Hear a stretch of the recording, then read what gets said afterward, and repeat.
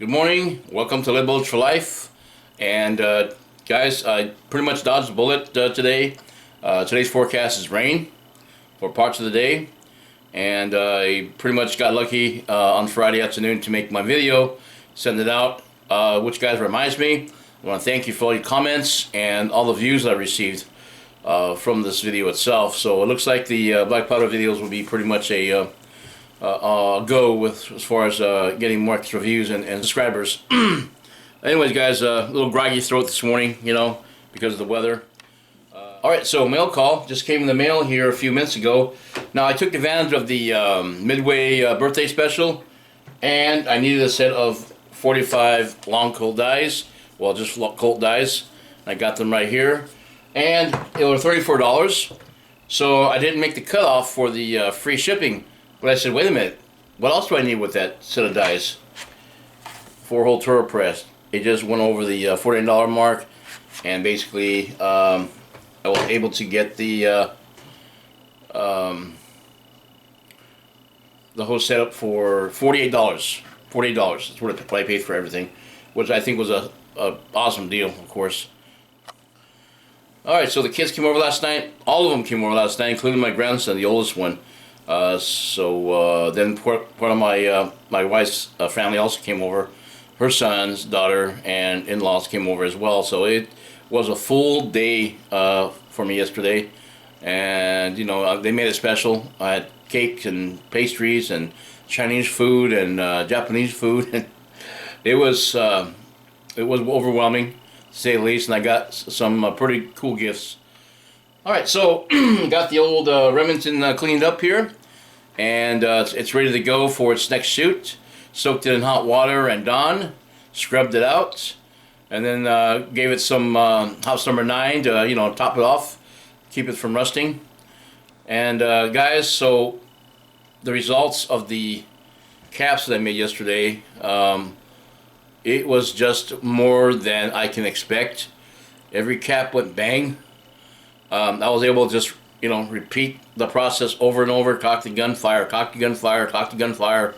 You know, again, there was a few times where I forgot to load it, and I think I had put a powder and wad in one of them, and not the bullet, and that's why you saw the flame come out of it. Kind of good on the slow motion part of it, but not for good for as far as accuracy goes, because you can't hit nothing with no bullet in it, ball in it. So, anyways, guys, yeah, a little trick that I discovered too. Once your cylinders get pretty dirty, guys, and balls start getting tougher and tougher to go in, what you basically do is just rub a little bit of lube on it and then shove the ball in there, and then it goes in, no problem. And then once it, you know, it fires, it pretty much cleans itself out again, so you can repeat the pace over and over. So anyways, guys, let me tell you the condition of the gun after it was done. 45 shots I fired continuously, straight.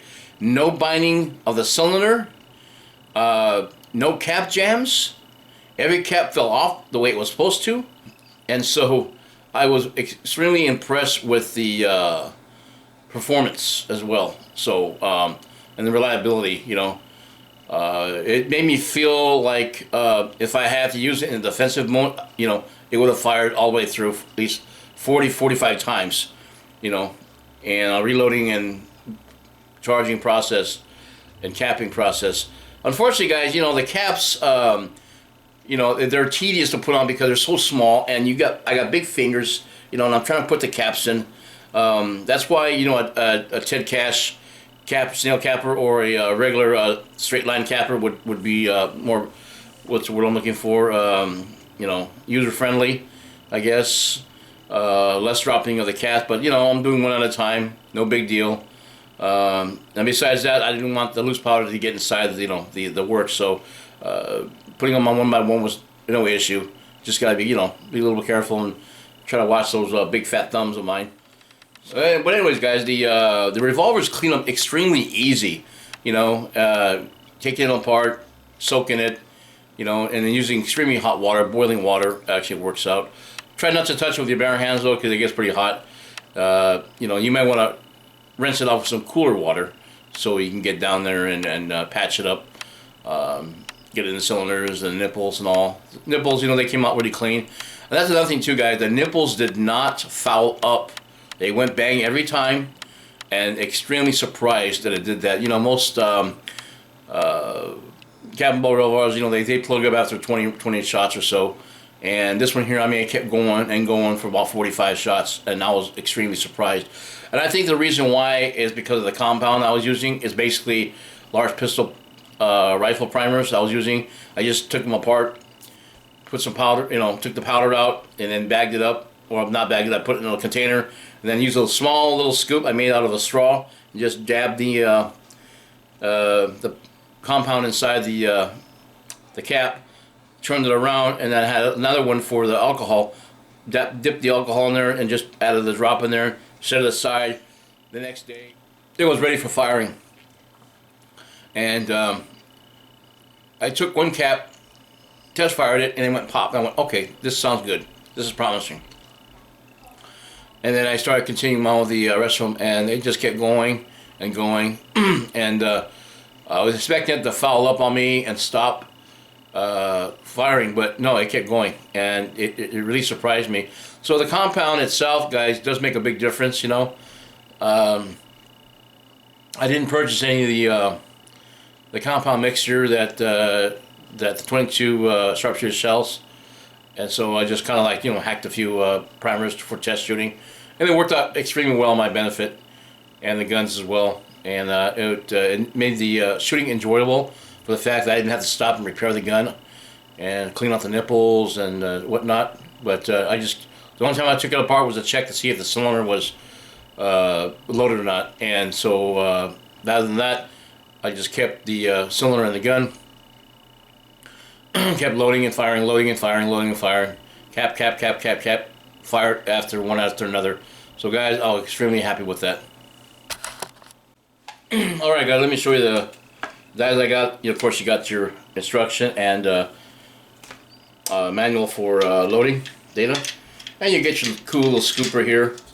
And it's a it's a 3 die setup. It's not a 4 die setup. I can always get the crimper die later, but I was just wanting to get this right away because these are limited. These go fast, you know, and the fact that I got it for $34 because of the discount price for my birthday made it all worth it. So came with the shell holder, of course, and I'm pretty happy with that. So anyways, in the process of trying to find out what I need to buy extra to make the $49 cutoff, I realized I needed a turret for it, and so I got the turret for like $7, I think, something like that. And you know, it was like a must-have, of course. You know, if you got a 4-hole turret press from Lee, and I do, and I use it a lot. So guys, now with the dies I have, people are probably wondering, are you gonna get the conversion kit? You know, it's a good idea to have the conversion kit, but I know if I use the conversion kit, I'm gonna constantly use it, you know, religiously, and not use the cap and ball method. And I really enjoy the cap and ball method because of the loading process. And I really enjoy the loading process. I may just get the conversion kit for other shooters, you know, my family, who's not into, you know, patience with the black powder loading. But yeah, I mean, you know, it's like $2,500 for it, you know, and I have, you know, tons of large primers and, you know, black powder and stuff. I'll use black powder for it. Maybe even some Trail Boss in this case. So our next shoot is going to be for the toy caps. We'll place the toy cap compound inside the homemade caps, along with a little trickle of 777, and then we'll try that. I saw a video where that worked, you know, and I think it's just another option for that, for the case of those who don't want to, you know, buy the mixture and all and get it together and put it in and just kind of messy. This is another way to go, guys. The little caps and a little bit of black powder. So of course you're going to have to load it by hand and then stick them on carefully, versus, you know, using the priming the compound method. But either or, it's going to work. And guys, again, the end result is so worth the wait, the patience. You know, when it goes bang and you see that round go down center of the target, and then you say, well, let me try that again. You keep going and you see the target just getting peppered up with balls.